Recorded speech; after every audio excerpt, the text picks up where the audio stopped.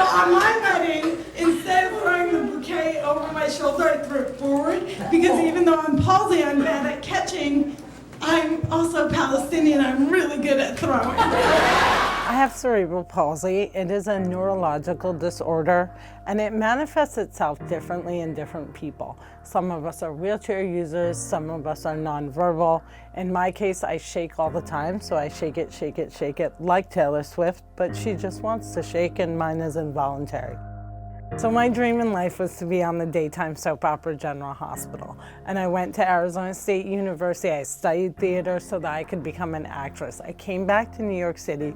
I started auditioning. And I would walk into rooms and people would say no thank you before I even started talking. So what I realized was that people on TV did not look like me. I didn't see disability. We're 20% of the population, but only 2% of the images now. So imagine when I started, there was really no one to see, but where I did see myself was in the world of stand-up comedy, specifically Richard Pryor, the original Shaking Disabled comic, who was also a person of color. So I decided that I would do comedy because that's where the people who didn't fit in all came from. I had to get married, right? I couldn't do what my parents did because I love my parents' story. It's so romantic. It's total destiny. They're first cousins. And I couldn't do that when I went to get married because I am way too disabled to marry my cousin, okay?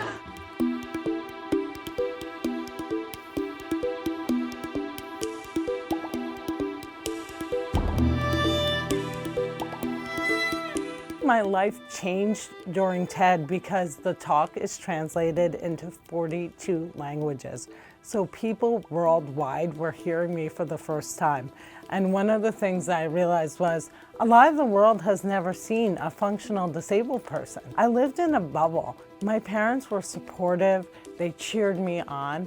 And when people reached out to me after the TED Talk, I learned that kids with disabilities are being bullied in schools every single day, that kids are being abused by parents who see them as a burden instead of a blessing, that kids are being denied access to education.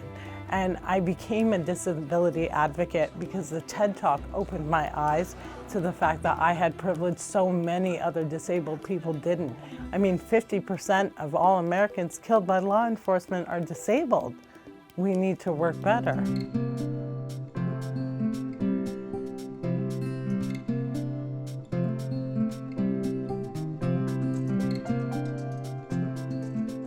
In my book, Find Another Dream, I talk about how when I was growing up, anytime I saw disability on TV, those people were healed on the red carpet. And the message to me was either heal myself, which I couldn't do because I have a permanent disability, or you can never be part of this world because people who are disabled are not allowed to participate. The myth is there aren't talented disabled actors. There are. There's 4,000 of us at least. And so many of us in SAG-AFTRA, a union that's really hard to get into. So the talent exists, but the opportunity doesn't. And I don't just think that we should play disabled characters. I think we should be cast as characters who aren't written as disabled. Like on General Hospital, I play a lawyer.